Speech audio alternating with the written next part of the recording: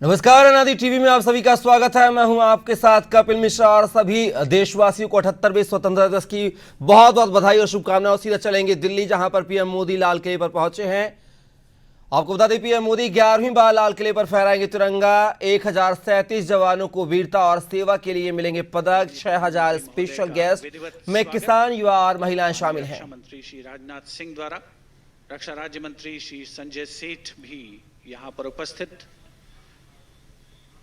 रक्षा सचिव Shri Giridhar Aramane, chief of defence staff general Anil Chauhan, थल सेना प्रमुख जनरल उपेंद्र द्विवेदी, नौसेना प्रमुख एडमिरल डी के त्रिपाठी और GOC Delhi area lieutenant general Bhavnish Kumar माननीय प्रधानमंत्री महोदय को एस्कॉर्ट करते हुए गार्ड ऑफ ऑनर जहां उन्हें पेश किया जाएगा संयुक्त सेना पुलिस सम्मान गारद के द्वारा।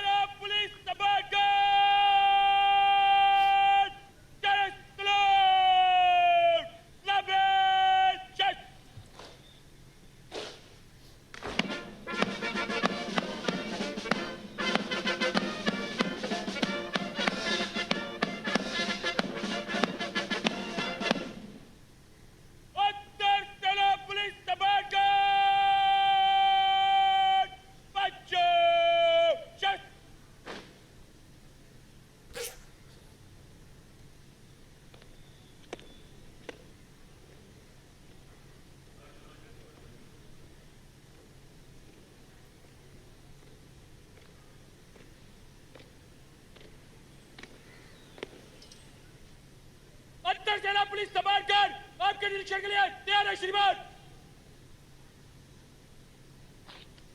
Commander Arun Kumar Mehta informing the Prime Minister that the Guard is ready for inspection and requesting him to do the inspection.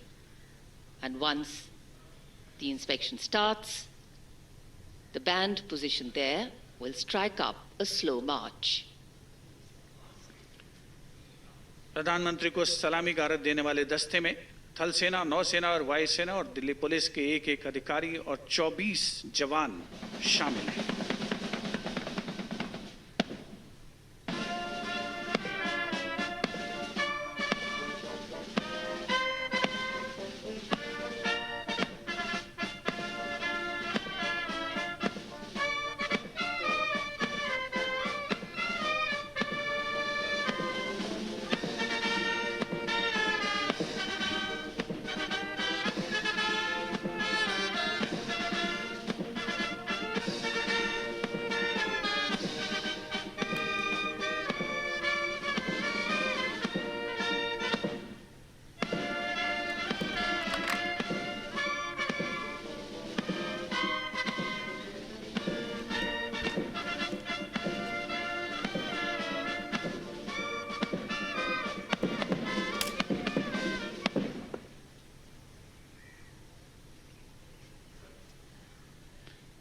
The inspection of the Guard of Honor complete, the Prime Minister will now, and then the Prime Minister's address to the nation are the high point of today's celebrations here.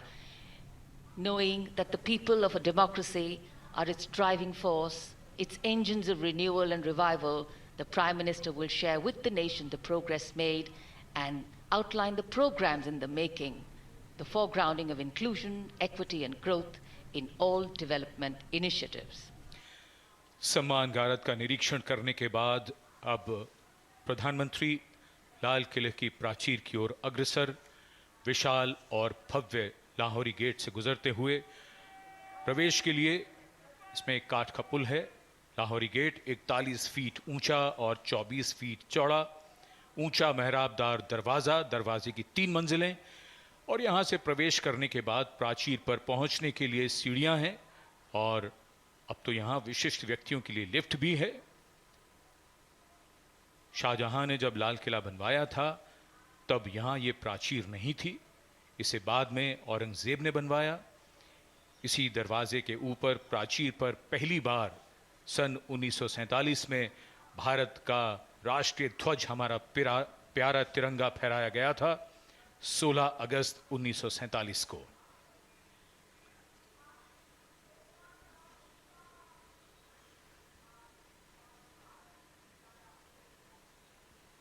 the school children awaiting the arrival of the Prime Minister at the ramparts, and this is the first level of the ramparts. The Raksha Mantri, the Raksha Rajya Mantri, the three service chiefs and the CDS greet the Prime Minister as is tradition. In fact, today we do more than just observe tradition and ceremony.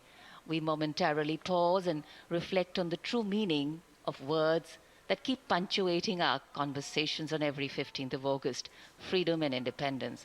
Words that seem fairly straightforward in their meaning, but are highly nuanced in reality and real life. The endeavor of all governance, policies and programs is to ensure that these values are lived socially, financially and physically. लाल किले की प्राचीर पर विशिष्ट दर्शक दीर्घा, जहां पर केंद्रीय मंत्रिमंडल के सदस्य मौजूद हैं, वरिष्ठ अधिकारीगण, विदेशी राजनयिक और साथ ही हाल ही में संपन्न हुए पेरिस ओलंपिक खेलों में देश को पदक दिलाने वाले यशस्वी खिलाड़ी, जिन्होंने भारत का परचम फहराया और देश का नाम रोशन किया।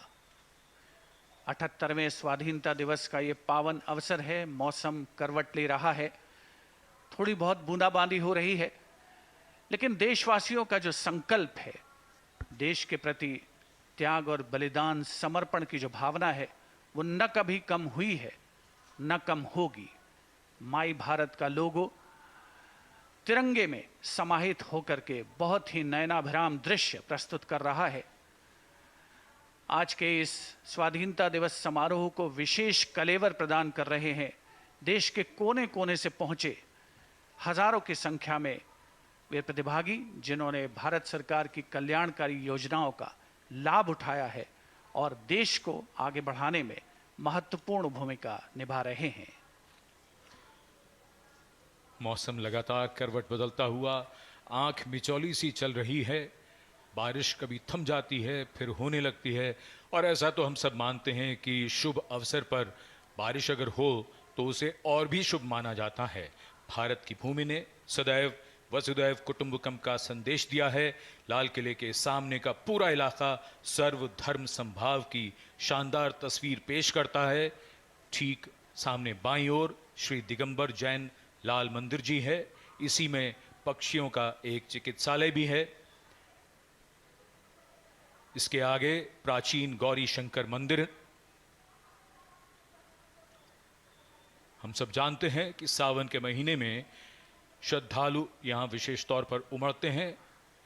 गुरुद्वारा सीसगंज साहिब, त्याग और बलिदान की तस्वीर।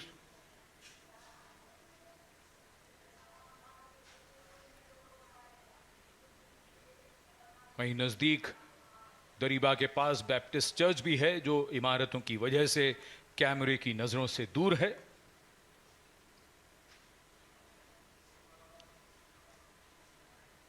लाल किले के सामने चांदनी चौक के आखिरी छोर पर फतेहपुरी मस्जिद।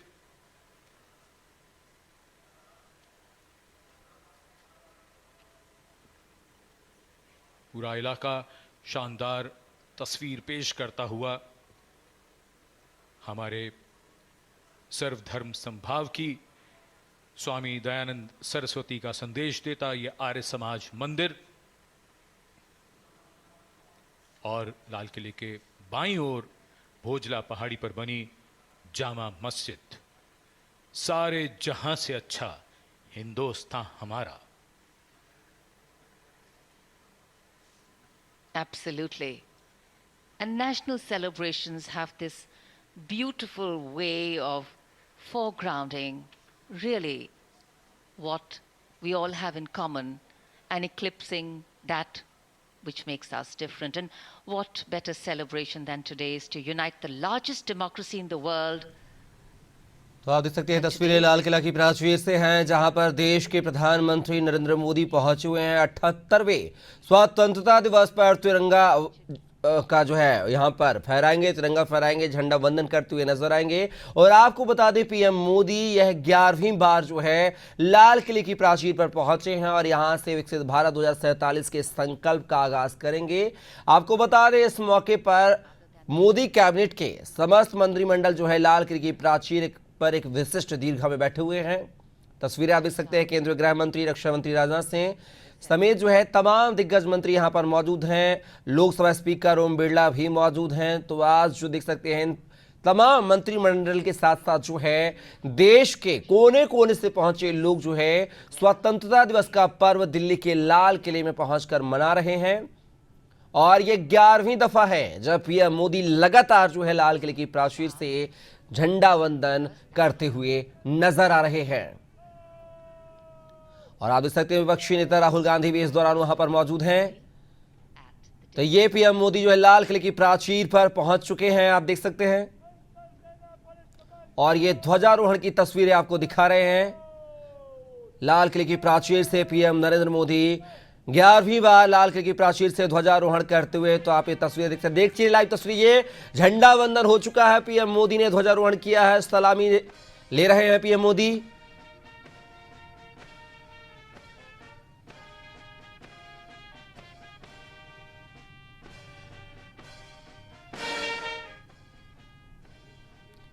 तो आप देख सकते हैं कि राष्ट्रगान जो है वो बैंड की धुनों पर यहाँ पर प्रस्तुत किया जा रहा है और सलामी लेते हुए नजर आ रहे हैं पीएम मोदी। आप देख सकते हैं कि तमाम जो केंद्रीय मंत्रिमंडल है वो मौजूद है वहाँ पर।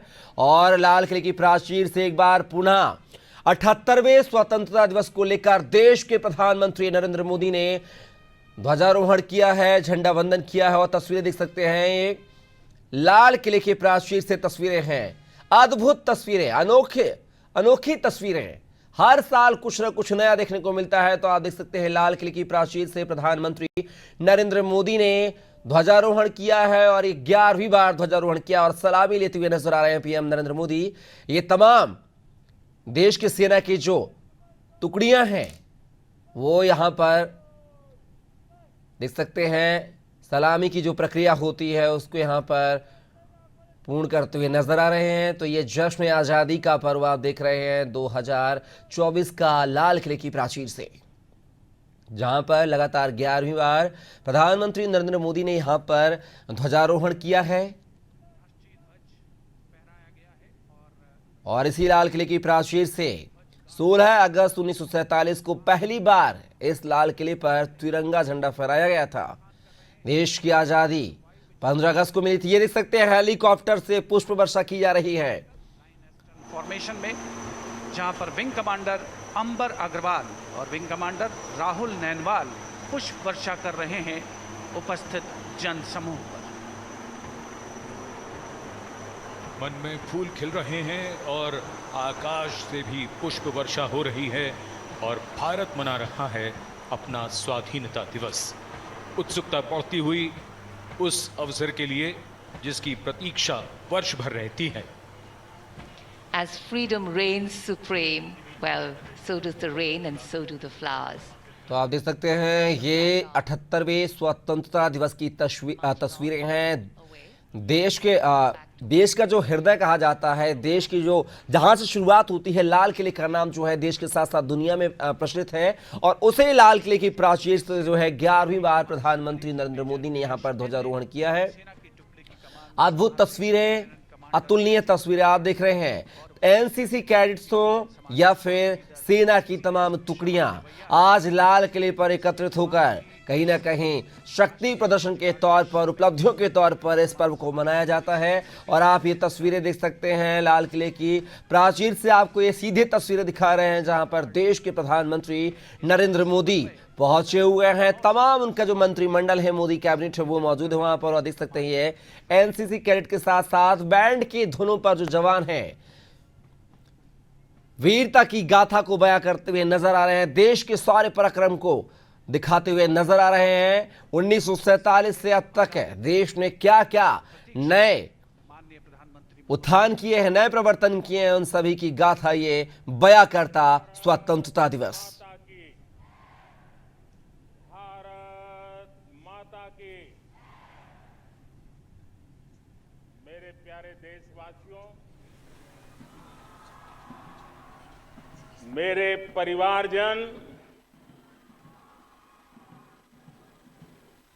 आज वो शुभ घड़ी है जब हम देश के लिए मर मिटने वाले, देश की आजादी के लिए अपना जीवन समर्पित करने वाले, आजीवन संघर्ष करने वाले, फांसी के तख्त पर चढ़कर के भारत मां की जय के नारे लगाने वाले अनगिनत आजादी के दीवानों को नमन करने का ये पर्व है, उनका पुण्य स्मरण करने का पर्व है। आजादी के दीवानों ने आज हमें आजादी के इस पर्व में स्वतंत्रता की सांस लेने के लिए सौभाग्य दिया है। यह देश उनका ऋणी है। ऐसे हर महापुरुष के प्रति हम अपना श्रद्धा भाव व्यक्त करते हैं। मेरे प्यारे देशवासियों, आज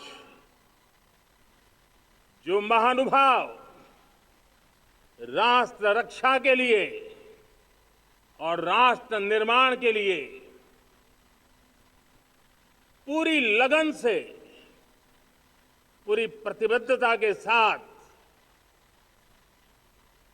देश की रक्षा भी कर रहे हैं, देश को नई ऊंचाई पर ले जाने का प्रयास भी कर रहे हैं, चाहे वो हमारा किसान हो, हमारा जवान हो, हमारे नौजवानों का हौसला हो, हमारी माताओं बहनों का योगदान हो,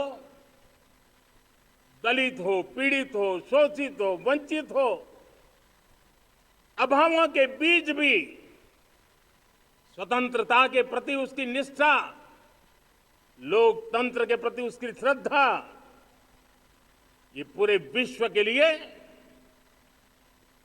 एक प्रेरक घटना है।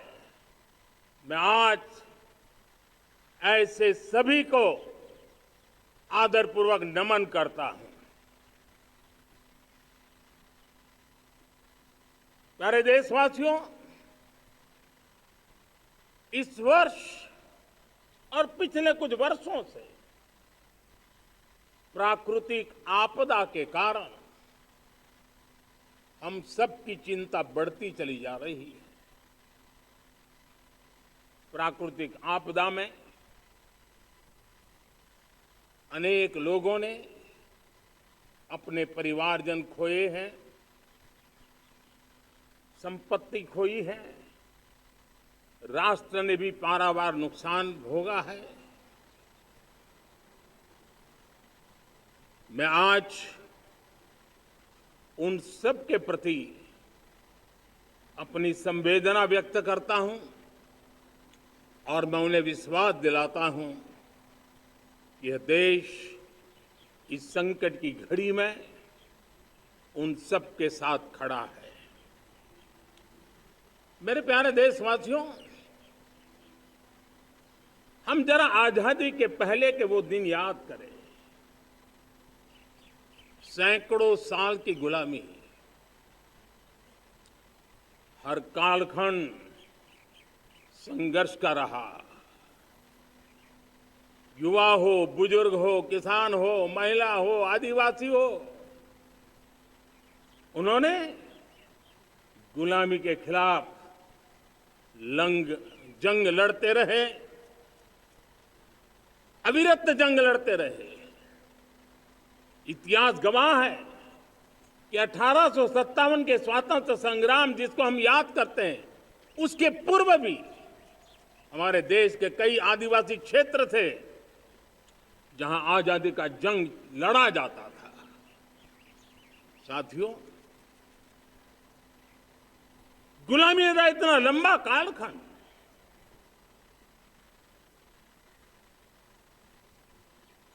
जुल्मी शासक, अपरंपार यातनाएं, सामान्य से सामान्य मानवीयों का विश्वास तोड़ने की हर तरकीब है, उसके बावजूद भी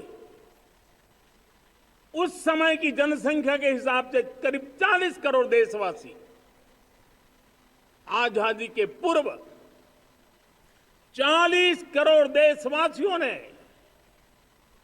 वो जज्बा दिखाया, वो सामर्थ्य दिखाया, वो एक सपना लेकर के चले, एक संकल्प लेकर के चलते रहे, जूझते रहे।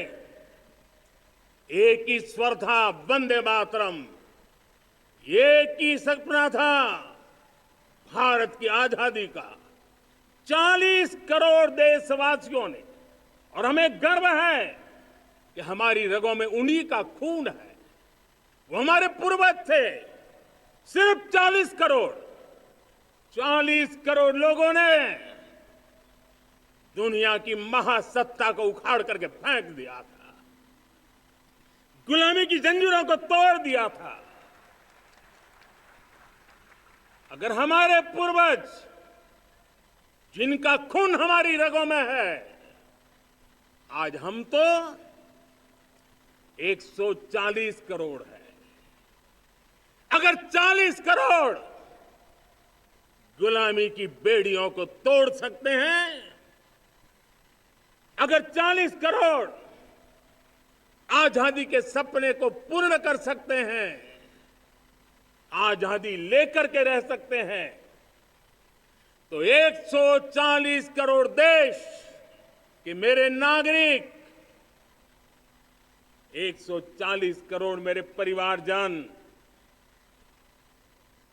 अगर संकल्प लेकर के चल पड़ते हैं, एक दिशा निर्धारित करके चल पड़ते हैं, कदम से कदम मिलाकर, कंधे से कंधा मिलाकर अगर चल पड़ते हैं, तो चुनौतियां कितनी भी क्यों ना हो, अभाव की मात्रा कितनी ही तीव्र क्यों ना हो, संसाधनों के लिए जूझने की नौबत हो, तो भी हर चुनौती को पार करते हुए हम समृद्ध भारत बना सकते हैं। हम 2047 विकसित भारत का लक्ष्य प्राप्त कर सकते हैं। अगर 40 करोड़ देशवासी अपने पुरुषार्थ से, अपने समर्पण से, अपने त्याग से, अपने बलिदान से आजादी दे सकते हैं, आजाद भारत बना सकते हैं, तो 140 करोड़ देशवासी उसी भाव से समृद्ध भारत भी बना सकते हैं। साथियों, वो एक समय था जब लोग देश के लिए मरने के लिए प्रतिबद्ध थे और आजादी मिली थी।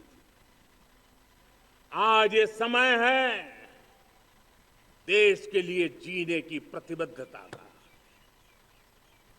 अगर देश के लिए मरने की प्रतिबद्धता आजादी दिला सकती है, तो देश के लिए जीने की प्रतिबद्धता समृद्ध भारत भी बना सकती है।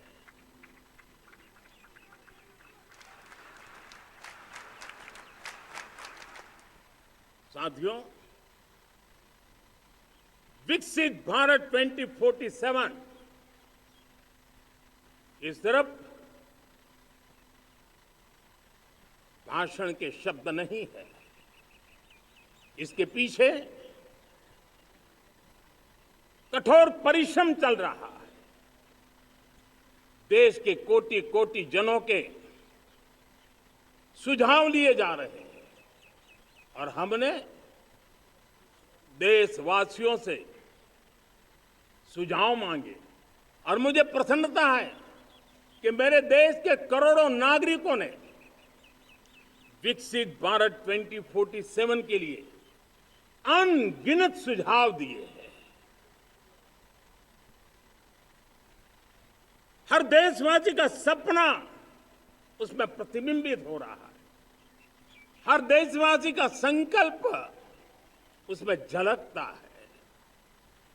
युवा हो, बुजुर्ग हो, गांव के लोग हो, शहर के लोग हो, किसान हो, कामदार हो, दलित हो, आदिवासी हो, पहाड़ों में रहने वाले लोग, शहरों में रहने वाले लोग हैं, हर किसी ने 2047 में जब देश आजादी का 100 साल मनाएगा तब तक विकसित भारत के लिए अनमोल सुझाव दिए हैं। और मैं जब इन सुझावों को देखता था मेरा मन प्रसन्न हो रहा था। उन्होंने क्या लिखा? कुछ लोगों ने कहा कि दुनिया का स्किल कैपिटल बनाने का सुझाव हमारे सामने रखा। 2047 विकसित भारत के लिए कुछ लोगों ने भारत को मैन्युफैक्चरिंग का ग्लोबल हब बनाने के लिए सुझाव दिया। कुछ लोगों ने भारत के हमारी यूनिवर्सिटीज ग्लोबल बने इसके लिए सुझाव दिया। कुछ लोगों ने यह भी कहा कि क्या आजादी के इतने सालों के बाद हमारा मीडिया ग्लोबल नहीं होना चाहिए। कुछ लोगों ने यह भी कहा कि हमारा स्किल्ड युवा विश्व की पहली पसंद बनना चाहिए। कुछ लोगों ने सुझाव दिया भारत को जल्द से जल्द जीवन के हर क्षेत्र में आत्मनिर्भर बनना चाहिए। कई लोगों ने सुझाव दिया कि हमारे किसान जो मोटा अनाज पैदा करते हैं, जिसको हम श्री अन्न कहते हैं, उस सुपर फूड को दुनिया के हर डाइनिंग टेबल पर पहुंचाना है। हमें विश्व के पोषण को भी बल देना है और भारत के छोटे किसानों को भी मजबूती देनी है। कई लोगों ने सुझाव दिया कि देश में स्थानीय स्वराज की संस्थाओं से लेकर के अनेक इकाइयां हैं, उन सब में गवर्नेंस के रिफॉर्म की बहुत जरूरत है। कई लोगों ने लिखा कि न्याय के अंदर जो विलंब हो रहा है उसके प्रति चिंता जाहिर की और यह भी कहा कि हमारे देश में न्याय व्यवस्था में रिफॉर्म की बहुत बड़ी जरूरत है। कई लोगों ने लिखा कि कई ग्रीनफील्ड सिटीज बनाने की अब समय की मांग है। किसी ने बढ़ती हुई प्राकृतिक आपदाओं के बीच शासन प्रशासन में कैपेसिटी बिल्डिंग के लिए एक अभियान चलाने का सुझाव दिया। बहुत सारे लोगों ने यह सपना भी देखा है कि अंतरिक्ष में भारत का स्पेस स्टेशन जल्द से जल्द बनना चाहिए। किसी ने कहा भारत की जो पारंपरिक ट्रेडिशनल मेडिसिन है, हमारी औषधि है, दुनिया जब आज होलिस्टिक हेल्थ केयर की तरफ जा रही है तब हमें भारत की पारंपरिक औषधियां और वेलनेस हब के रूप में भारत को विकसित करना चाहिए। कोई कहते हैं कि अब देर नहीं होनी चाहिए, भारत जल्द से जल्द दुनिया की तीसरी सबसे बड़ी इकोनॉमी बनना चाहिए। साथियों, मैं इसलिए पढ़ रहा था कि मेरे देशवासियों ने सुझाव दिए, मेरे देश के सामान्य नागरिक ने ये सुझाव हमें दिए हैं। मैं समझता हूं जब देशवासियों की इतनी विशाल सोच हो, देशवासियों के इतने बड़े सपने हो, देशवासियों की इन बातों में जब संकल्प झलकते हो तब हमारे भीतर एक नया संकल्प दृढ़ बन जाता है, हमारे मन में आत्मविश्वास नई ऊंचाई पर पहुंच जाता है। और साथियों, देशवासियों का ये भरोसा सिर्फ कोई इंटेलेक्चुअल डिबेट नहीं है, ये भरोसा अनुभव से निकला हुआ है। ये विश्वास लंबे कालखंड के परिश्रम की पैदावार है और इसलिए देश का सामान्य मानव याद करता है जब लाल किले से कहा जाता है कि हिंदुस्तान के 18,000 गांवों में समय सीमा में बिजली पहुंचाएंगे और वो काम हो जाता है, तब भरोसा मजबूत हो जाता है। जब ये तय होता है कि आजादी के इतने सालों के बाद भी 2.5 करोड़ परिवार ऐसे हैं जहां बिजली नहीं है, वो अंधेरे में जिंदगी गुजारते हैं, 2.5 करोड़ घरों में बिजली पहुंच जाती है, तब सामान्य मानवीय का भरोसा बढ़ जाता है।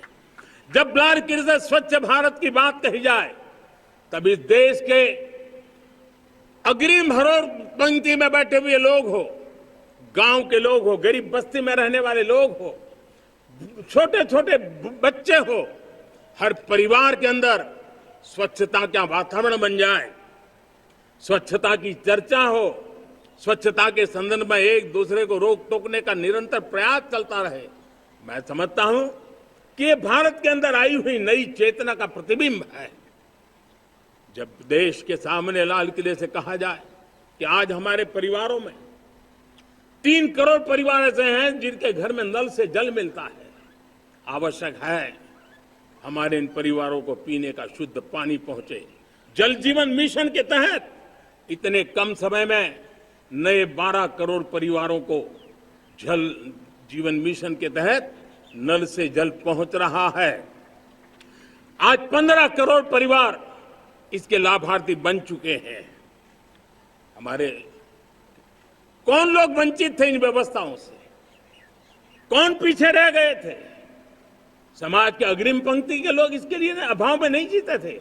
मेरे दलित, मेरे पीड़ित, मेरे शोषित, मेरे आदिवासी भाई बहन, मेरे गरीब भाई बहन, मेरे झुग्गी झोपड़ी में जिंदगी गुजारने वाले लोग, वही तो इन चीजों के अभाव में जी रहे थे। हमने अनेक ऐसे प्राथमिक आवश्यकताओं की पूर्ति के लिए जो प्रयास किया और उसका परिणाम हमारे इन सारे समाज के बंधुओं को मिला है। हमने वोकल फॉर लोकल का मंत्र दिया। आज मुझे खुशी है कि वोकल फॉर लोकल ने अर्थतंत्र के लिए एक नया मंत्र बन गया है। हर डिस्ट्रिक्ट अपनी पैदावार के लिए गर्व करने लगा है। 1 डिस्ट्रिक्ट 1 प्रोडक्ट का माहौल बना है।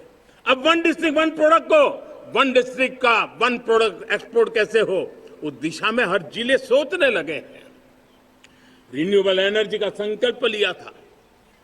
G20 समूह के देशों ने जितना किया है उससे ज्यादा भारत ने किया है।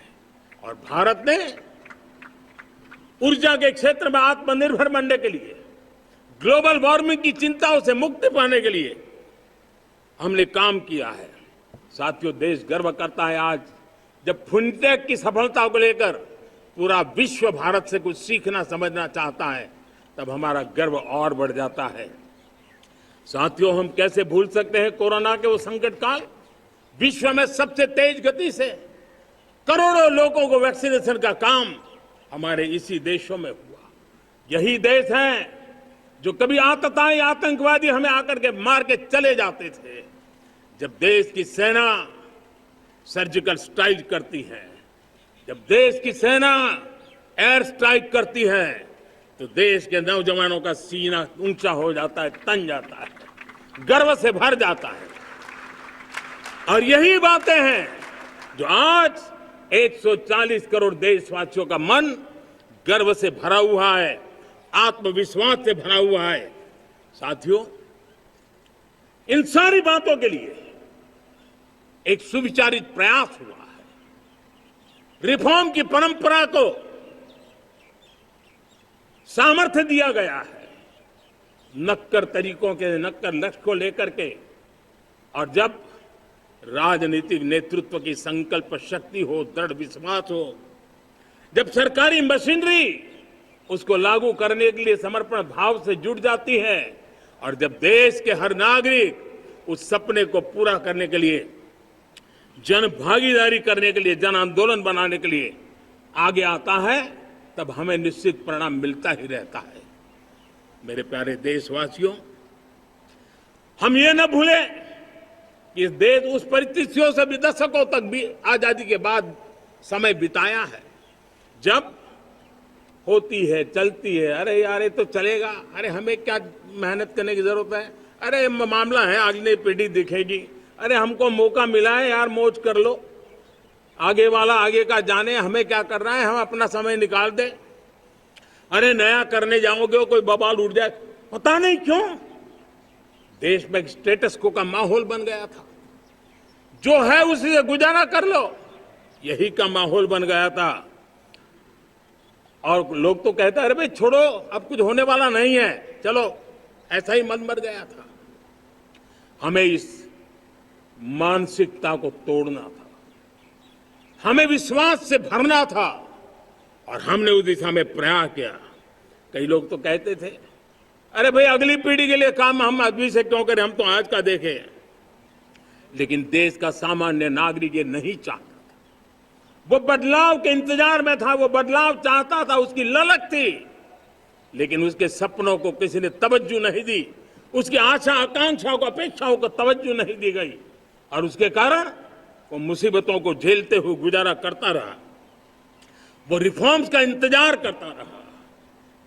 हमें जिम्मेदारी दी गई और हमने बड़े रिफॉर्म्स जमीन पर उतारे। गरीब हो, मिडिल क्लास हो, हमारे वंचित लोग हो, हमारी बढ़ती जाती शहरी आबादी हो, हमारे नौजवानों के सपने हो, संकल्प हो, आकांक्षाएं हो, उनके जीवन में बदलाव लाने के लिए रिफॉर्म का मार्ग हमने चुना। और मैं देशवासियों को विश्वास दिलाना चाहता हूं, रिफॉर्म के प्रति हमारी जो प्रतिबद्धता है वो पिंक पेपर के एडिटोरियल के लिए सीमित नहीं है। हमारे रिफॉर्म्स की ये प्रतिबद्धता है, वो 4 दिन की वाहवाही के लिए नहीं है।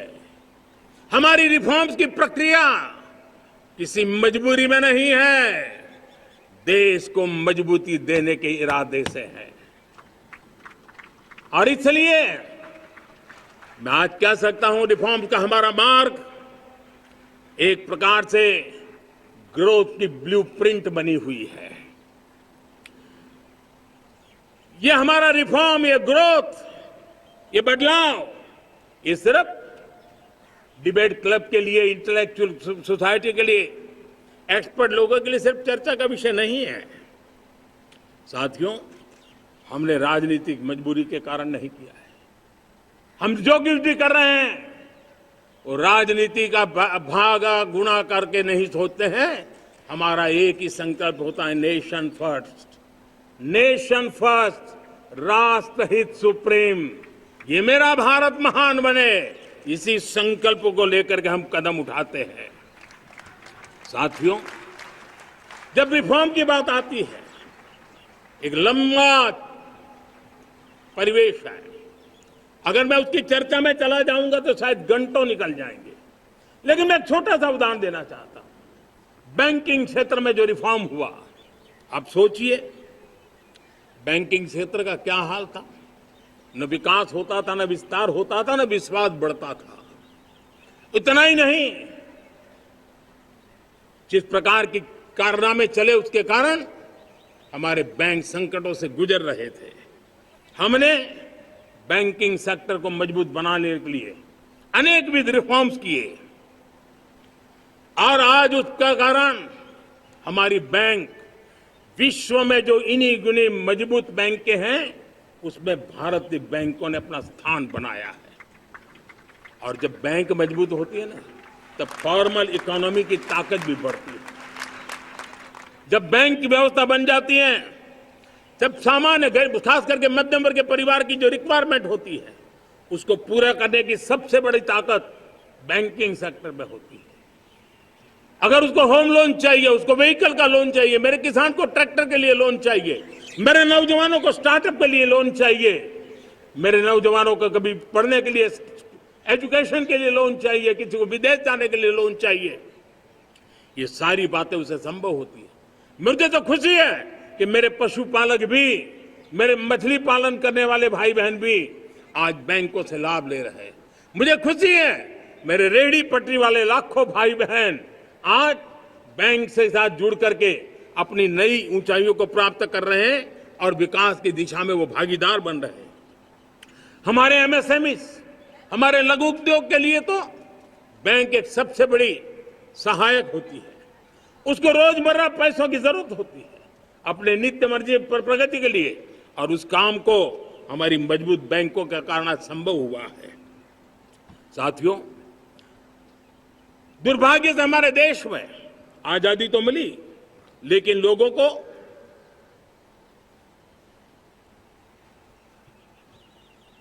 एक प्रकार से माई बाप कल्चर से गुजरना पड़ा। सरकार के पास मांगते रहो, सरकार के पास हाथ फैलाते रहो, किसी की सिफारिश के लिए रास्ते खोजते रहो, वही कल्चर डेवलप हुआ था। आज हमने गवर्नेंस के इस मॉडल को बदला है। आज सरकार खुद लाभार्थी हितार्थी के पास जाती है। आज सरकार खुद उसके घर गैस का चूल्हा पहुंचाती है। आज सरकार खुद उसके घर पानी पहुंचाती है। आज सरकार खुद उसके घर बिजली पहुंचाती है। आज सरकार खुद उसको आर्थिक मदद दे करके विकास के नए आयामों को सर करने के लिए प्रेरित करती है, प्रोत्साहित करती है। आज सरकार खुद नौजवान के स्किल डेवलपमेंट के लिए अनेकविध कदम उठा रही है। साथियों, बड़े रिफॉर्म्स के लिए हमारी सरकार बहुत ही प्रतिबद्ध है और हम इसी के द्वारा देश में प्रगति की राह को चुनना चाहते हैं। साथियों, देश में नई व्यवस्थाएं बन रही है। देश को आगे ले जाने के लिए अनेकविध नीतियों को, अनेकविध पॉलिसीज को निरंतर बनाया जाए और नए सिस्टम पर देश का भरोसा भी बढ़ता रहता है, निरंतर बढ़ता रहता है। आज जो 20-25 साल का नौजवान है, जो 10 साल पहले जब 12-15 साल की उम्र का नौजवान था, उसने अपनी आंखों के सामने ये बदलाव देखा है। 10 साल के भीतर भीतर उसके सपनों को आकार मिला है, धार मिली है और उसके आत्मविश्वास में एक नई चेतना जगी है और वही देश का एक नया सामर्थ्य के रूप में उभरना है। आज विश्व भर में भारत की साख बढ़ी है, भारत के प्रति देखने का नजरिया बदला है। आज विश्व में युवाओं के लिए संभावनाओं के द्वार खुले हैं। रोजगार के अनगिनत नए अवसर जो शायद आजादी के इतने सालों के बाद भी नहीं आए थे, वो आज उनके दरवाजे पर दस्तक दे रहे हैं। संभावनाएं बढ़ती गई हैं, नए मौके बन रहे हैं। मेरे देश के युवाओं को अब धीरे धीरे चलने का इरादा नहीं है। मेरा देश का नौजवान इंक्रीमेंटल प्रगति में विश्वास नहीं करता। मेरा देश का नौजवान छलांग मारने के मूड में है। वो छलांग मार के नई सिद्धियों को प्राप्त करने के मूड में है। मैं कहना चाहूंगा, भारत के लिए गोल्डन एरा है। वैश्विक परिस्थितियों की तुलना में भी देखें, ये गोल्डन एरा है। ये हमारा स्वर्णिम कालखंड है।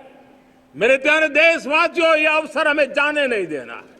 ये मौका हमें जाने नहीं देना चाहिए और इसी मौके को पकड़ करके अपने सपने और संकल्पों को लेकर के चल पड़ेंगे तो हम देश की स्वर्णिम भारत की जो अपेक्षा और हमें विकसित भारत का 2047 का लक्ष्य हम पूरा करके रहेंगे। हम सदियों की बेड़ियों को तोड़ करके निकले हैं। आज टूरिज्म का क्षेत्र हो, एमएसएमई का क्षेत्र हो, एजुकेशन हो, हेल्थ सेक्टर हो, ट्रांसपोर्ट सेक्टर हो, खेती और किसानी का सेक्टर हो, हर सेक्टर में एक नया आधुनिक सिस्टम बन रहा है। हम विश्व की बेस्ट प्रैक्टिसेस को भी आगे देख रखते हुए हम हमारे देश की परिस्थितियों के अनुसार आगे बढ़ना चाहते हैं।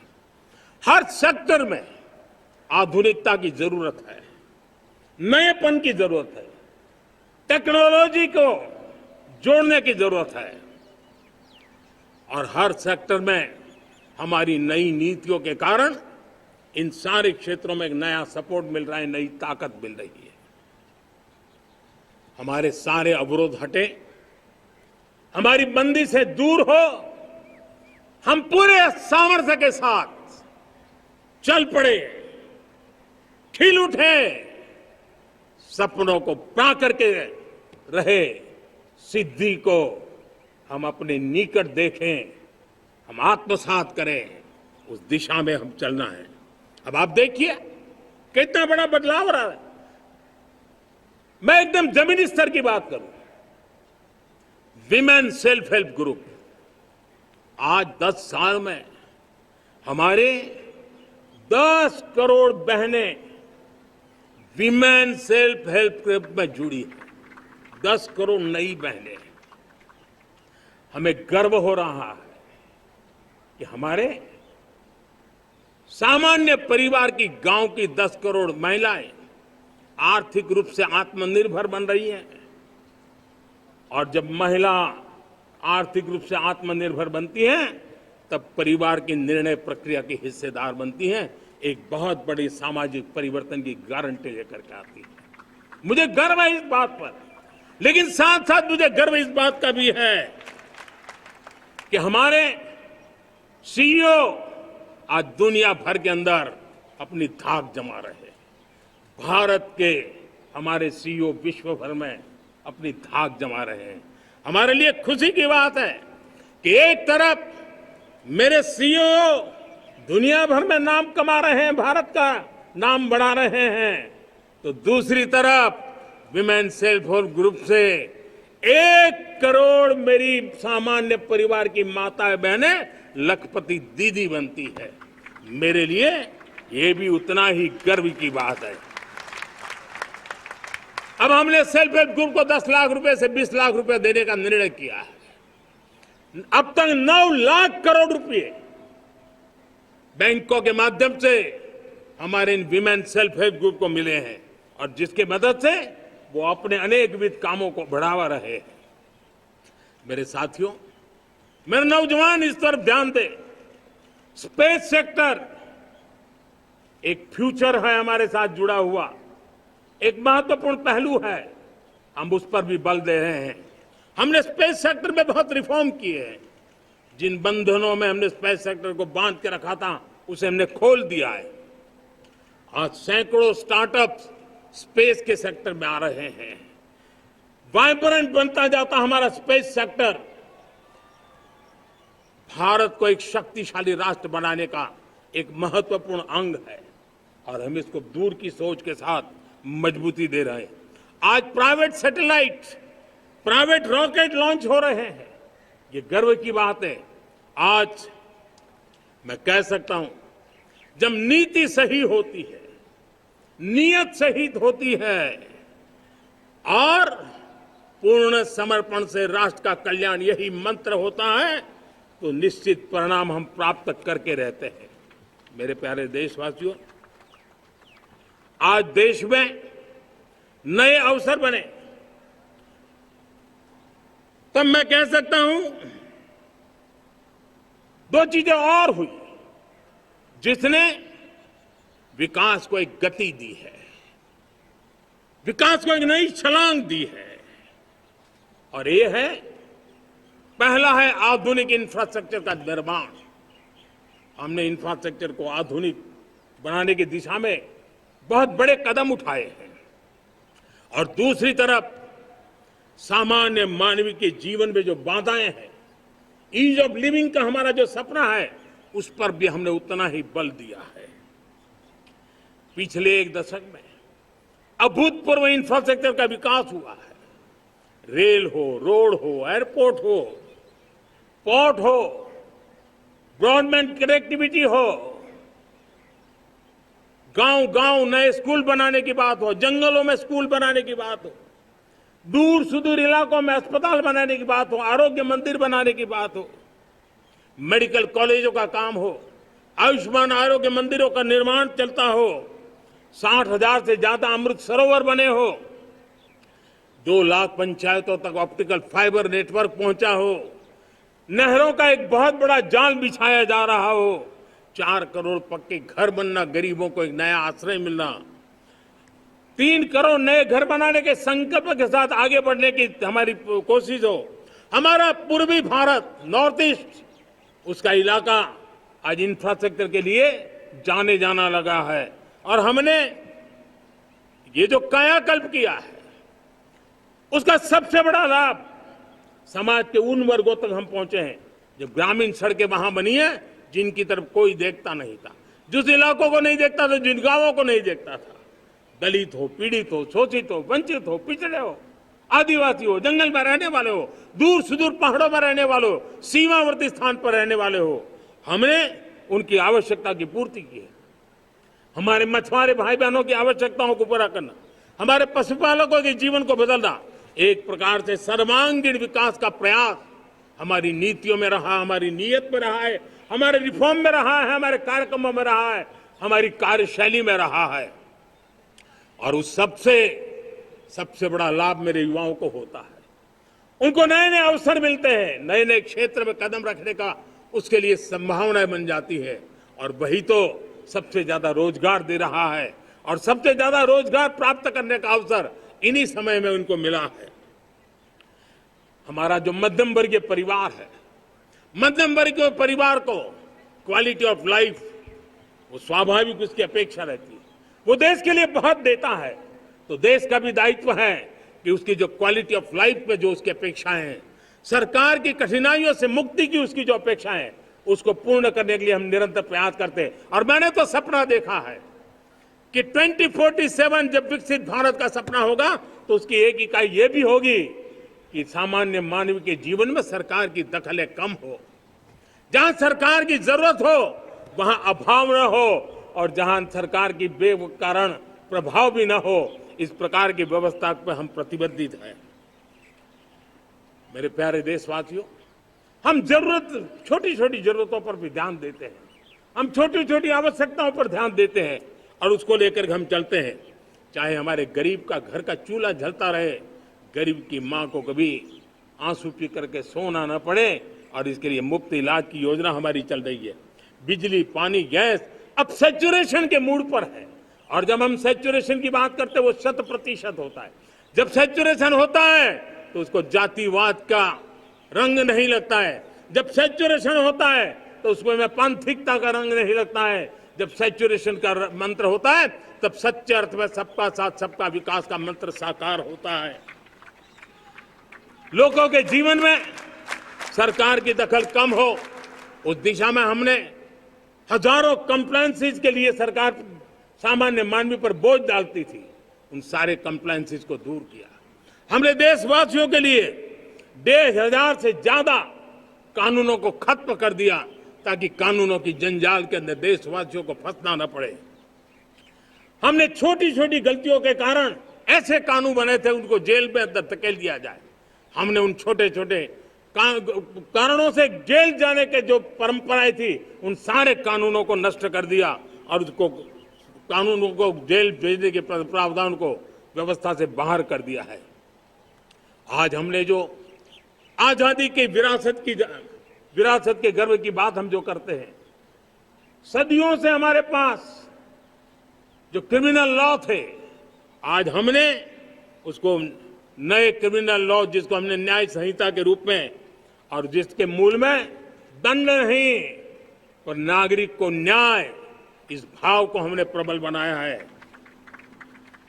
ईज ऑफ लिविंग बनाने के लिए देशव्यापी मिशन में काम करे। हर लेवल पर मैं सरकार के प्रतिनिधियों का आह्वान करता हूं। मैं जनप्रतिनिधि, वो किसी भी दल के क्यों न हो, किसी भी राज्य के क्यों न हो, सबसे आग्रह करता हूं कि हमने एक मिशन मोड में ईज ऑफ लिविंग के लिए कदम उठाने चाहिए। मैं हमारे युवाओं को, प्रोफेशनल्स को, सबको मैं कहना चाहता हूं, आप अपने स्थान पर जहां पर आपको छोटी छोटी दिक्कतें होती है, आप उसके सॉल्यूशन को लेकर के सरकार को चिट्ठी लिखते रहिए। सरकार को बताइए कि बिना कारण की कठिनाई आए उसको दूर करने से कोई नुकसान नहीं है। मैं पक्का मानता हूं आज सरकारें संवेदनशील हैं। हर सरकार, स्थानीय स्वराज्य की संस्था होगी या राज्य सरकार होगी या केंद्र सरकार होगी, उसको तवज्जो देगी। गवर्नेंस में रिफॉर्म्स, ये हमें विकसित भारत 2047 के सपने के लिए हमने उसको जोर लगा करके आगे बढ़ाना होगा, ताकि सामान्य मानवीय के जीवन में अवकाश ही अवकाश पैदा हो, रुकावटें खत्म ही खत्म होती चली जाए। नागरिकों का डिग्निटी ऑफ सिटीजन, नागरिकों के जीवन में सम्मान मिले। डिलीवरी के संबंध में कभी किसी को ये कहने की मोहब्बत ना आया कि ये तो मेरा हक था कि मुझे मिला नहीं, उसको खोजना न पड़े। सरकार के गवर्नेंस में डिलीवरी सिस्टम को और मजबूती चाहिए। आप देखिए, देश में जब हम रिफॉर्म की बात करते हैं, आज देश में करीब करीब 3 लाख संस्थाएं काम कर रही है, चाहे पंचायत हो, नगर पंचायत हो, नगर पालिका हो, महानगर पालिका हो, यूटी हो, स्टेट हो, डिस्ट्रिक्ट हो, केंद्र। छोटी मोटी 3 लाख करीब करीब इकाइयां हैं। अगर ये हमारे 3 लाख इकाइयों को मैं आज आह्वान करता हूं कि अगर आप साल में अपने स्तर पर जिन चीजों की जरूरत है सामान्य मानव के लिए 2 रिफॉर्म करें। ज्यादा नहीं कह रहा हूं मेरे साथियों, एक पंचायत हो, एक राज्य सरकार हो, कोई विभाग हो, सिर्फ एक साल में 2 रिफॉर्म और उसको जमीन पर उतारें। आप देखिए, हम देखते ही देखते एक साल में करीब करीब 25-30 लाख रिफॉर्म कर सकते हैं। जब 25-30 लाख रिफॉर्म हो जाए तब सामान्य मानवी का विश्वास कितना बढ़ जाएगा, उसकी शक्ति राष्ट्र को नई ऊंचाई पर ले जाने में कितनी काम आएगी। और इसलिए हम अपने स्तर पर होती है चलती से मुक्ति पाकर के बदलावों के लिए आगे आए, हिम्मत के साथ आगे आए। और सामान्य मानवी की जरूरत तो छोटी छोटी जरूरत होती है, पंचायत लेवल पर भी वो मुसीबतें झेल रहा है, उन मुसीबतों से हम मुक्ति दिलाएं तो मुझे पक्का विश्वास है कि हम सपनों को पार कर सकते हैं। मेरे प्यारे देशवासियों, आज देश आकांक्षाओं से भरा हुआ है। हमारे देश का नौजवान नई सिद्धियों को चूमना चाहता है, नए नए शिखरों पर वो कदम रखना चाहता है।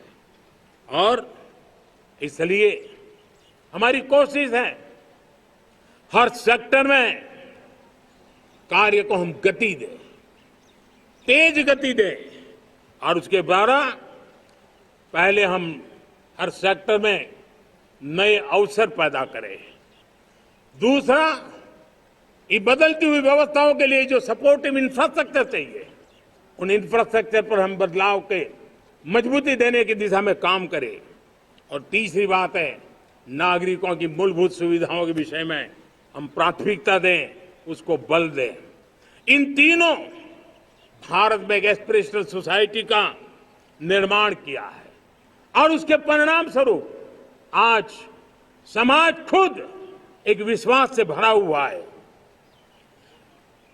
हमारे देशवासियों की आकांक्षा है, उनके एस्पिरेशंस, हमारे नौजवानों की ऊर्जा हमारे देश के सामर्थ्य के साथ जोड़ करके हम आगे बढ़ने की एक ललक लेकर के चल रहे हैं।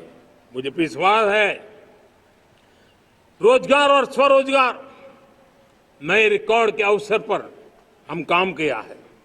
प्रति व्यक्ति आज आय दोगुनी करने में हम सफल हुए हैं। ग्लोबल ग्रोथ में भारत का योगदान बड़ा है। भारत का एक्सपोर्ट लगातार बढ़ रहा है। विदेशी मुद्रा भंडार लगातार बढ़ा हुआ है, पहले से 2 गुना पहुंचा है। ग्लोबल संस्थानों का भारत के प्रति भरोसा बढ़ा है। मुझे विश्वास है भारत की दिशा सही है, भारत की गति तेज है और भारत के सपनों में सामर्थ्य है। लेकिन इन सबके साथ संवेदनशीलता का हमारा मार्ग हमारे लिए ऊर्जा में एक नई चेतना भरता है। मम भाव हमारे कार्य की शैली है। समभाव भी चाहिए, मम भाव भी चाहिए, उसको लेकर के हम चल रहे हैं। साथियों, मैं जब कोरोना काल को याद करता हूं, कोरोना की वैश्विक महामारी के बीच सबसे तेजी से इकोनॉमी को बेहतर बनाने वाला कोई देश है तो वो देश भारत है। तब लगता है कि हमारी दिशा सही है। जब जात पात मत पंथ ऊपर उठकर हर घर तिरंगा फहराया जाता है, तब लगता है देश की दिशा सही है। आज पूरा देश तिरंगा है, हर घर तिरंगा है। न कोई जात है, न कोई पात है, न कोई ऊंच है, न कोई नीच है, सभी भारतीय है। यही तो हमारी दिशा की ताकत है। जब हम 25 करोड़ लोगों को गरीबी से बाहर निकालते हैं, तब हमारा विश्वास पक्का हो जाता है कि हमने गति को बराबर मेंटेन किया है और सपनों को साकार करना दूर नहीं। जब 100 से अधिक आकांक्षी जिले अपने अपने राज्य के अच्छे जिलों की स्पर्धा कर रहे हैं, बराबरी करने लगे हैं, तो हमें लगता है कि हमारी दिशा और गति दोनों सामर्थ्यवान है। जब हमारे उन आदिवासी साथियों को वो मदद मिलती है, पीएम जनमन के द्वारा उनको जो योजनाएं पहुंची थी, आबादी बहुत छोटी है, लेकिन बहुत दूर सुदूर इलाकों में छुटपुट परिवार रहते हैं, हमने उनको खोज के निकाला है, उनके लिए चिंता की है।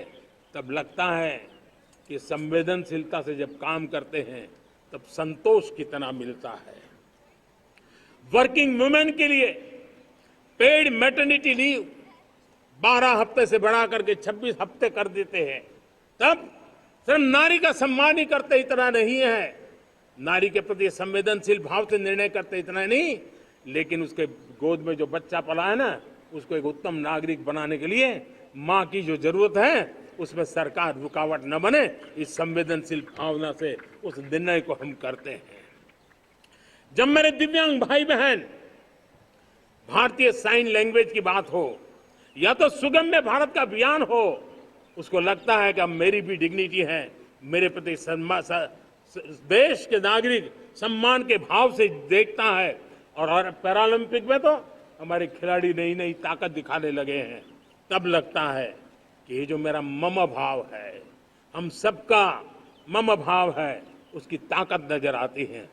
हमारे ट्रांसजेंडर समाज के प्रति हम जिस संवेदना के साथ निर्णय बना रहे हैं, हम नए नए कानून बना रहे हैं, उनको सम्मान का जीवन देने के लिए हम प्रयास कर रहे हैं, तब बदलाव की हमारी दिशा सही दिखता है। सेवा भाव से किए गए इन कामों का जो त्रिविध मार्गों से हम चले हुए, इन कामों का एक सीधा सीधा लाभ आज उसके परिणाम के रूप में हमें नजर आ रहा है। 60 साल बाद लगातार तीसरी बार आपने हमें देश सेवा का मौका दिया है। मेरे 140 करोड़ देशवासी, आपने जो आशीर्वाद दिए हैं, उस आशीर्वाद में मेरे लिए एक ही संदेश है, जन जन की सेवा, हर परिवार की सेवा, हर क्षेत्र की सेवा, और सेवा भाव से समाज की शक्ति को साथ लेकर के विकास की नई ऊंचाइयों पर पहुंचना।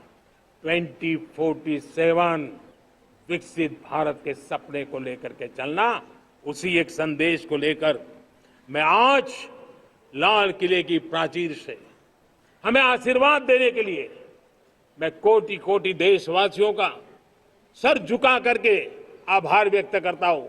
मैं उनके प्रति नतमस्तक होता हूं और मैं उनको विश्वास दिलाता हूं कि हमें नई ऊंचाइयों को नए जोश के साथ आगे बढ़ना है।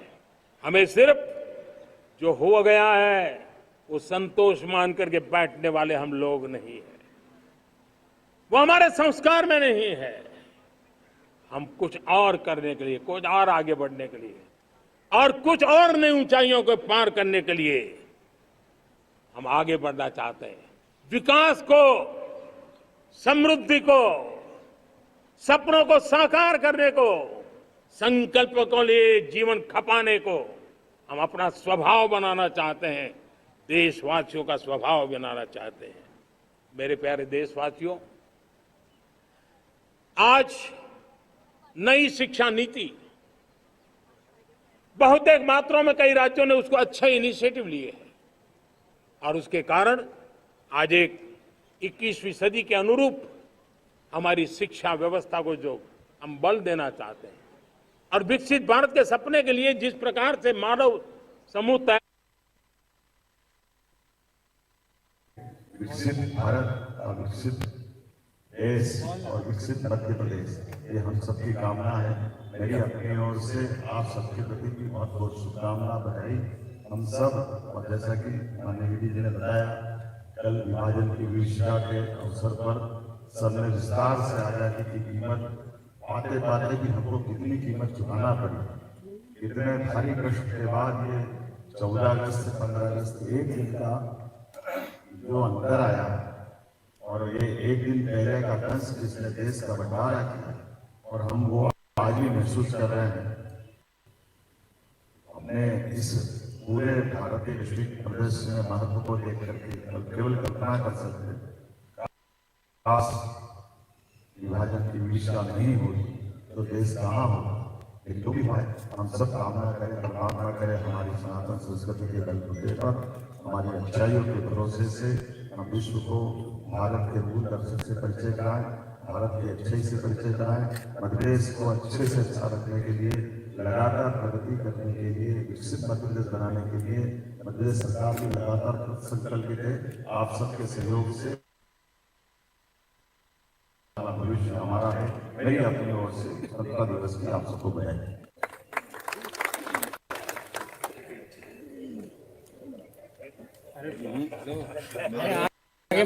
क्यों जा रहा है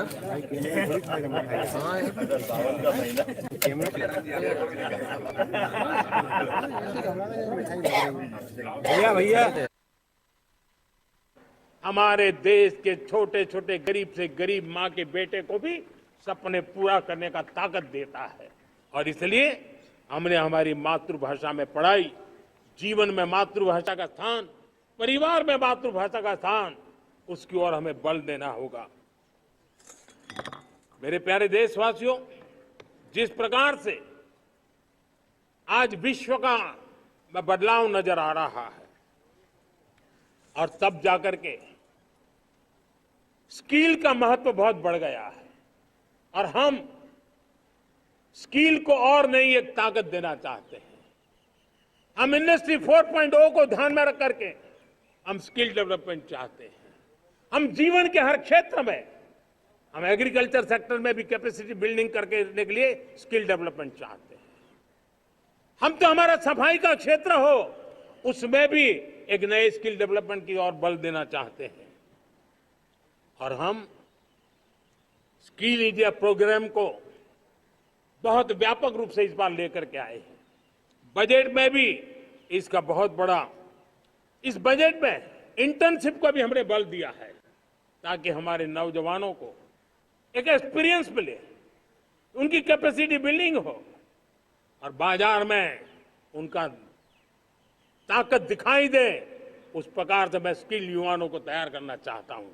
और इसलिए कई बार, और दोस्तों, आज विश्व की परिस्थिति को देखते हुए मैं साफ साफ देख रहा हूं कि भारत का स्किल्ड मैन पावर जो है, हमारा स्किलफुल जो नौजवान है, वो ग्लोबल जॉब मार्केट में अपनी दमक बनाए। हम उस सपने को लेकर के आगे चल रहे हैं। साथियों, विश्व जिस तेजी से बदल रहा है, जीवन के हर क्षेत्र में साइंस और टेक्नोलॉजी का महत्व बढ़ता चला जाने वाला है। हमें साइंस को बहुत बढ़ देने की आवश्यकता है। और मैंने देखा चंद्रयान की सफलता के बाद हमारे स्कूल कॉलेज के अंदर साइंस और टेक्नोलॉजी के प्रति एक नई रुचि का वातावरण बना है, नई दिलचस्पी बढ़ी है। तब हमारे शिक्षा संस्थानों ने ये जो मनोभाव बना है उसको नर्चर करने के लिए आगे आना होगा। भारत सरकार ने भी रिसर्च के लिए सपोर्ट बढ़ा दिया है। हमने ज्यादा से ज्यादा चेयर स्थापित किए हैं। हमने नेशनल रिसर्च फाउंडेशन बना करके हमने उसको एक कानूनी परिवेश में ला करके स्थायी रूप से एक व्यवस्था विकसित की है ताकि रिसर्च को लेकर के निरंतर बल मिले और ये रिसर्च फाउंडेशन उस काम को करे। मेरे बड़े गर्व की बात है कि बजट में हमने 1 लाख करोड़ रुपया रिसर्च और इनोवेशन के लिए हमने देने का निर्णय किया है ताकि हमारे देश के नौजवान के पास जो आइडियाज है उस आइडियाज को हम जमीन पर उतार पाए। साथियों, आज भी हमारे देश में मेडिकल एजुकेशन के लिए हमारे बच्चे बाहर जा रहे हैं। वैसा कहा मैंने, बहुत ज्यादातर मध्यम वर्गीय परिवार के, उनके लाखों करोड़ों रुपए खर्च हो जाते हैं। और तब जाकर के हमने पिछले 10 साल में मेडिकल सीटों को करीब करीब 1 लाख कर दिया। आज मैं करीब करीब 25,000 युवा हर साल विदेश में मेडिकल एजुकेशन के लिए जाते हैं, और ऐसे ऐसे देश में जाना पड़ रहा है, कभी कभी तो मैं सुनता हूं तो हैरान हो जाता हूं। और इसलिए हमने तय किया है कि अगले 5 साल में मेडिकल लाइन में 75,000 नई सीटें बनाई जाएगी। मेरे प्यारे देशवासियों, विकसित भारत 2047 वो स्वस्थ भारत भी होना चाहिए, और जब स्वस्थ भारत हो तो आज जो बच्चे हैं उनके पोषण पर आज से ही ध्यान देने की जरूरत है। और इसलिए हमने विकसित भारत की जो पहली पीढ़ी है उनकी तरफ विशेष ध्यान दे करके हमने पोषण का एक अभियान चला है। हमने राष्ट्रीय पोषण मिशन शुरू किया है, पोषण को हमने प्राथमिकता दी है। मेरे प्यारे देशवासियों, हमारी कृषि व्यवस्था को ट्रांसफॉर्म करना बहुत जरूरी है, समय की मांग है। हम सदियों से जिस परंपरा में दबे हुए हैं, जकड़े हुए हैं, उससे मुक्ति पानी होगी, और हमारे किसानों को उसके लिए हम मदद भी दे रहे हैं। हम उसको ट्रांसफॉर्म करने की दिशा में लगातार काम करते हैं। आज आसान ऋण दे रहे हैं किसानों को, टेक्नोलॉजी की मदद दे रहे हैं। किसान जो पैदावार करता है उसको वैल्यू एडिशन के लिए हम काम कर रहे हैं, उसके लिए मार्केटिंग के लिए पूरा प्रबंध करते हैं ताकि उसको एंड टू एंड हर जगह पे हैंड होल्डिंग की व्यवस्था हो। उस दिशा में हम काम कर रहे हैं। आज जब धरती माता के प्रति सारा विश्व चिंतित है, जिस प्रकार से उर्वरक के कारण हमारी धरती माता की शहद दिनों दिन बिगड़ता जा रही है, हमारी धरती माता की उत्पादकता क्षमता खत्म होती चली जा रही है, कम होती चली जा रही है। और उस समय मैं मेरे देश के लाखों किसानों का आभार व्यक्त करना चाहता हूं जिन्होंने प्राकृतिक खेती का रास्ता चुना है और हमारी धरती माता की सेवा करने का भी उन्होंने बीड़ा उठाया है। और इस बार बजट में भी हमने प्राकृतिक खेती को बल देने के लिए बहुत बड़ी योजनाओं के साथ बहुत बड़ा बजट में प्रावधान किया है। मेरे प्यारे देशवासियों, आज दुनिया की स्थिति में देखता हूं, पूरा विश्व होलिस्टिक हेल्थ केयर की तरफ मुड़ रहा है, और तब उनको ऑर्गेनिक फूड ये उनकी प्रथम पसंद बनी है। आज विश्व के लिए ऑर्गेनिक फूड का अगर कोई फूड बास्केट बन सकता है तो मेरे देश का किसान बना सकता है, मेरा देश बन सकता है। और इसलिए हम आने वाले दिनों में उस सपने को लेकर के आगे चलना चाहते हैं ताकि ऑर्गेनिक फूड की जो विश्व की मांग है, उस ऑर्गेनिक फूड का बास्केट हमारा देश कैसे बने, किसानों का जीवन आसान बने, गांव में टॉप क्लास इंटरनेट कनेक्टिविटी मिले, किसानों को स्वास्थ्य सुविधाएं मिले, किसान के बच्चों को पढ़ने के लिए स्मार्ट स्कूल अवेलेबल हो, किसान के बच्चों को रोजगार उपलब्ध हो। छोटी छोटे खेती के टुकड़ों पर पूरा परिवार आज जीना बड़ा मुश्किल हो रहा है, तब उनके नौजवानों के लिए वो स्किल मिले ताकि उनके नए रोजगार मिले, नए आय के साधन बने। इसका एक कॉम्प्रिहेंसिव प्रयास हम कर रहे हैं। बीते वर्षों में वुमेन लेड डेवलपमेंट मॉडल पर हमने काम किया है। इनोवेशन हो, एम्प्लॉयमेंट हो, एंटरप्रेन्योरशिप हो, हर सेक्टर में महिलाओं के कदम बढ़ते जा रहे हैं। महिलाएं सिर्फ भागीदारी बढ़ा रही है ऐसा नहीं, महिलाएं नेतृत्व दे रही है। आज अनेक क्षेत्रों में, आज हमारे रक्षा क्षेत्र में देखिए, हमारा एयरफोर्स हो, हमारी आर्मी हो, हमारी नेवी हो, हमारा स्पेस सेक्टर हो, आज हमारी महिलाओं का हम दमखम देख रहे हैं देश के लिए। लेकिन दूसरी तरफ कुछ चिंता की बातें भी आती हैं, और मैं आज लाल किले से फिर बार एक अपनी पीड़ा व्यक्त करना चाहता हूं। एक समाज के नाते हमें गंभीरता से सोचना होगा कि हमारी माताओं, बहनों, बेटियों के प्रति जो जो अत्याचार हो रहे हैं, उसके प्रति देश का आक्रोश है, जन सामान्य का आक्रोश है। इस आक्रोश को मैं महसूस कर रहा हूं।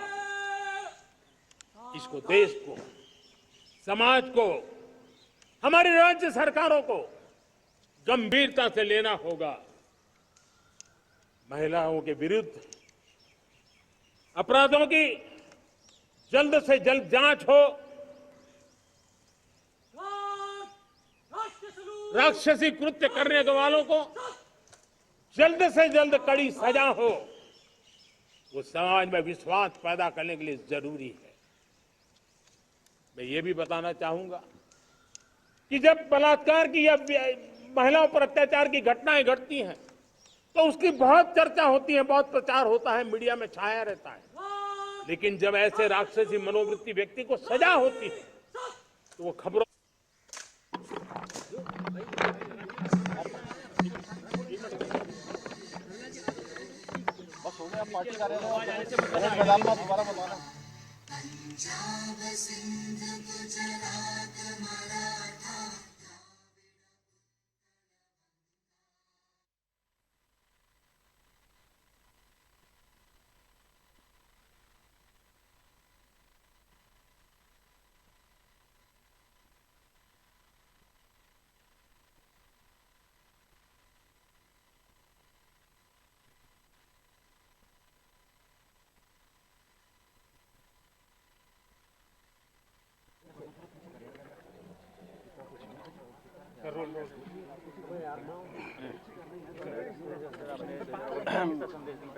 मैं सबसे पहले सभी को बहुत 15 अगस्त स्वतंत्रता दिवस की आप सभी को बहुत शुभकामनाएं, सभी को बधाई देता हूं। और आज के इस पावन अवसर पर हमारे देश के अमर शहीदों को, अमर बलिदानियों को, देश के हमारे सैनिकों को जिन्होंने भारत माँ की रक्षा के लिए अपने प्राणों का बलिदान किया, हमारे लिए अपना सर्वोच्च निछावर किया, उन सबको मैं निछावर करता हूँ। और आपदा में जो हताहत हुए हैं, जिनके परिवार के बीच के लोग उनको छोड़ के गए हैं, उन सभी के प्रति भी श्रद्धांजलि व्यक्त करता हूँ। और हमारे प्रधानमंत्री आदरणीय मोदी जी के नेतृत्व में आज हमारा देश तेज़ी से आगे बढ़ रहा है। आज विश्व के अंदर भारत दुनिया का सशक्त भारत, समृद्ध भारत के रूप में आज पहचान बना रहा है। हमारे शहीदों के, हमारे बलिदानियों के, हमारे सैनिकों के, स्वतंत्रता संग्राम सेनानियों के जो सपने थे, उन सपनों को हम सब साकार करें। हम सब अपने जो भी हमारे कर्तव्य हैं, उन कर्तव्यों का पूर्ण निष्ठा के साथ, पूर्ण समर्पण के साथ, पूर्ण मनोयोग के साथ हम अपना योगदान दें, तो निश्चित रूप से हमारे प्रधानमंत्री जी का जो विकसित भारत का संकल्प है, वो विकसित भारत का संकल्प पूरा होगा। हम सबको इसमें अपना योगदान देना है। उत्तराखंड हिंदुस्तान का श्रेष्ठ राज्य बने, हर एक उत्तराखंड वासी उस दिशा में आज आगे बढ़ रहा है। SDG गोल्स को प्राप्त करने में जो नीति आयोग के आंकड़े आए हैं, उन आंकड़ों में उत्तराखंड हिंदुस्तान के नंबर 1 के राज्यों में इस रैंकिंग में आया है। निश्चित रूप से हमारे प्रधानमंत्री जी का जो बाबा केदार की भूमि से कथन था कि 21वीं सदी का तीसरा दशक उत्तराखंड का दशक होगा, हम उस दशक को बनाने के लिए हर संभव प्रयास करेंगे, परिश्रम करेंगे, प्रयत्न करेंगे और सभी मिलजुल कर काम करेंगे। आप सबको एक बार फिर से स्वतंत्रता दिवस की हार्दिक शुभकामनाएं। सर, कैप्टन राहुल की शहादत के ऊपर कैप्टन दीपक की शहादत ऐसे अवसर पर हुई है देश की रक्षा के लिए। उन्होंने अपना सर्वोच्च बलिदान दिया है। उनका ये बलिदान व्यर्थ नहीं जाएगा। जो देश के दुश्मन हैं, उन दुश्मनों को करारा जवाब दिया जाएगा। पूरा देश, पूरा उत्तराखंड आज उनके परिवार के साथ है। इस अवसर पर जो उनके परिवार के लोगों को एक बहुत ही अपूर्णीय क्षति हुई है, आघात पहुंचा है, मैं भगवान से प्रार्थना करूंगा कि भगवान उनको इस कष्ट को सहन करने देश के अंदर प्रथम स्वातंत्र समर से लेकर के उसके उपरांत भी भारत माता के लिए और उसकी स्वाधीनता के लिए अपना बलिदान देने वाले क्रांतिकारियों को आजादी के बाद देश की इस आजादी को बरकरार रखने और देश की सुरक्षा के लिए अपना बलिदान देने वाले वीर सपूतों को नमन करते हुए उन्हें विनम्र श्रद्धांजलि अर्पित करता हूं। हम सब जानते हैं कि आज से 77 वर्ष पूर्व यह देश आज ही के दिन स्वतंत्र हुआ था। सैकड़ों वर्षों की पराधीनता का वह कालखंड अचानक एक दिन में नहीं आया। एक लंबे संघर्ष के उपरांत, लंबे आंदोलन के उपरांत यह दिन हम सबको प्राप्त हुआ। आज का यह दिवस हम सबके लिए आजादी के उन नायकों महानायकों के सपनों को साकार करने का संकल्प का दिवस है। आज का यह अवसर भारत माता के उन महान सपूतों को स्मरण करने के साथ ही हम सबको उन संकल्पों के साथ जुड़ने का एक अवसर प्रदान कर रहा है। यह हमारा सौभाग्य है। आजादी के अमृतकाल के तृतीय चरण में हम लोग प्रवेश कर चुके हैं। इस देश का यशस्वी नेतृत्व आजादी के अमृतकाल के इस प्रथम दशक में दुनिया के सबसे लोकप्रिय राजनेता, भारत के यशस्वी प्रधानमंत्री श्री नरेंद्र मोदी जी के सुरक्षित हाथों में आज हम सब एक नए भारत का दर्शन कर रहे हैं। हमने पिछले 10 वर्ष के दौरान एक नए भारत का दर्शन किया है।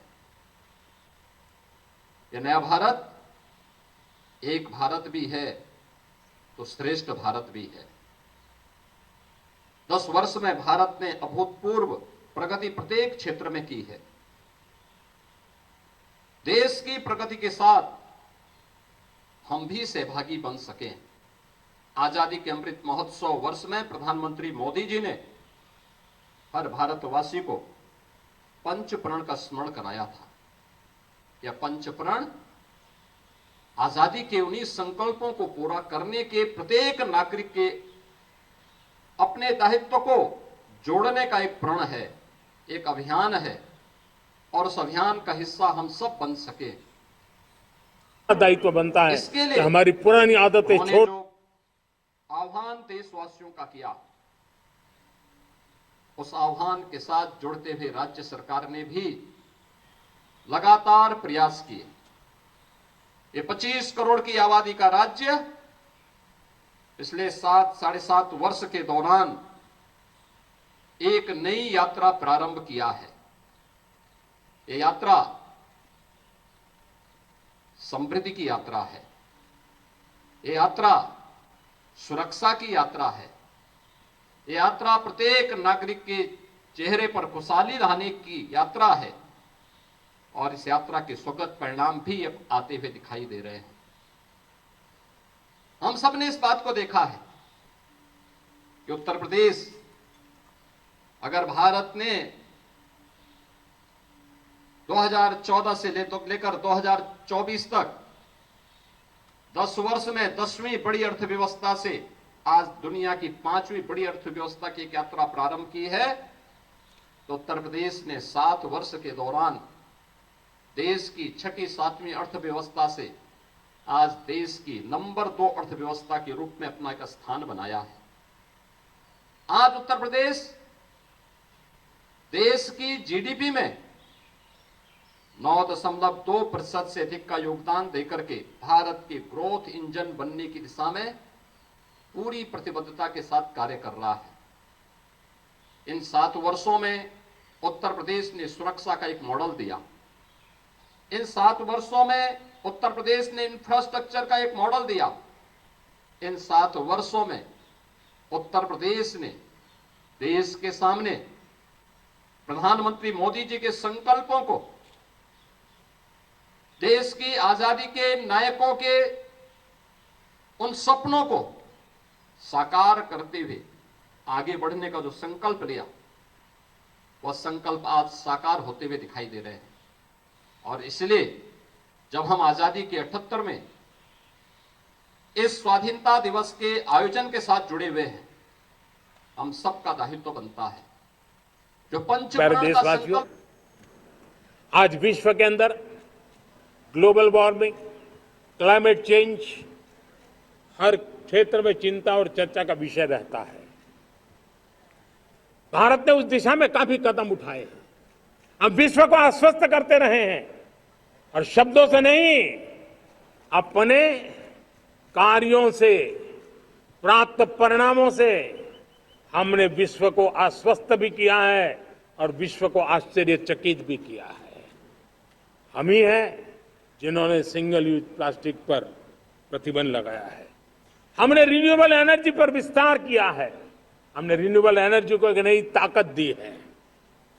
आने वाले कुछ वर्षों में हम नेट जीरो फ्यूचर की ओर आगे बढ़ रहे हैं। मुझे याद है पेरिस अकॉर्ड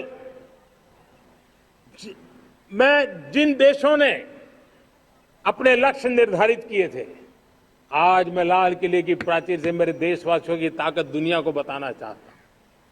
G20 देश के समूह जो नहीं कर पाए वो मेरे देश के नागरिकों ने करके दिखाया है, मेरे देशवासियों ने करके दिखाया है, हिंदुस्तान ने करके दिखाया है। पेरिस अकॉर्ड के अंदर जो टारगेट हमने तय किए थे, उन टारगेट को समय से पहले पूरा करने वाला G20 देशों के समूह में अगर कोई है तो एकमात्र मेरा हिंदुस्तान है, एकमात्र मेरा भारत है। और इसलिए गर्व होता है साथियों, रिन्यूएबल एनर्जी के टारगेट हमने पूरे, हम 2030 तक रिन्यूएबल एनर्जी को 500 गीगावाट तक ले जाने के लिए मकसद से काम किया। आप कल्पना कर सकते हैं कि कितना बड़ा लक्ष्य है। दुनिया के लोग सिर्फ 500 गीगावाट शब्द सुनते हैं ना तो मेरी तरफ ऐसे ऐसे देखते हैं, लेकिन आज मैं विश्वास से कह रहा हूं देशवासियों को कि इस लक्ष्य को भी हम पूरा करके रहेंगे और ये मानव जाति की भी सेवा करेगा, हमारे भविष्य की भी सेवा करेगा, हमारे बच्चों के उज्जवल भविष्य की गारंटी बनेगा। हमने 2030 तक हमारी रेलवे को नेट जीरो एमिशन का लक्ष्य लेकर के हम चल रहे हैं।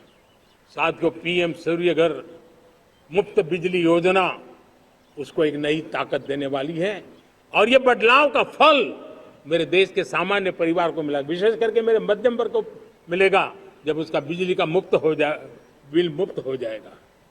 इलेक्ट्रिक व्हीकल उसकी मांग बढ़ती जा रही है। जब पीएम सूर्य घर योजना से वो बिजली उत्पादन करता है सूर्य से, तो उसका व्हीकल का प्रवास का खर्चा भी वो कम कर सकता है।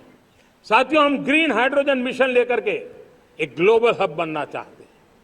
बहुत तेजी से नीतियां बनाई गई हैं, बहुत तेजी से उसका इंप्लीमेंटेशन का काम हो रहा है और भारत ग्रीन हाइड्रोजन एक न्यू एनर्जी की दिशा में हम जाना चाहते हैं। और ये सारे जो प्रयास चल रहे हैं, क्लाइमेट की चिंता तो है ही है, ग्लोबल वार्मिंग की चिंता है, लेकिन इसके अंदर ग्रीन जॉब्स की बहुत बड़ी संभावना है और इसलिए आने वाले कालखंड में ग्रीन जॉब्स का महत्व बढ़ता है।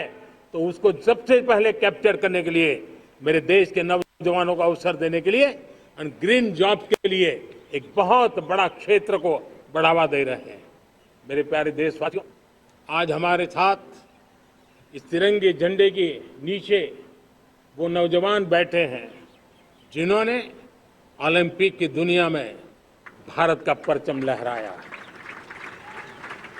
मैं मेरे देश के सभी एथलीट्स को, मेरे देश के सभी खिलाड़ियों को 140 करोड़ देशवासियों की तरफ से बधाई देता हूं और हम नए सपने, नए संकल्प, अत्यंतिक पुरुषार्थ के साथ नए लक्ष्यों को हासिल करने के लिए आगे बढ़ेंगे, ऐसा मैं विश्वास के साथ उनको शुभकामनाएं भी देता हूं। आने वाले कुछ दिनों में भारत के एक बहुत बड़ा दस्ता पैरालंपिक के लिए पेरिस जाने के लिए रवाना होगा। मैं मेरे सभी पैरालंपिक खिलाड़ियों को भी हृदय से बहुत बहुत शुभकामनाएं देता हूं। साथियों, भारत ने G20 को ऑर्गेनाइज किया, हिंदुस्तान के अनेक शहरों में ऑर्गेनाइज किया, 200 से ज्यादा इवेंट किए। पूरे विश्व में G20 का इतना बड़ा व्याप, इतना बड़ा कार्यक्रम कभी नहीं हुआ, इस बार हुआ। इसने एक बात सिद्ध कर दी है कि भारत में बड़े से बड़े कार्यक्रम ऑर्गेनाइज करने की ताकत है। भारत को किसी कोई भी हॉस्पिटैलिटी का सामर्थ्य भारत में सबसे ज्यादा है। अगर ये सिद्ध हो चुका है तो साथियों, हिंदुस्तान का सपना है कि 2036 में जो ओलंपिक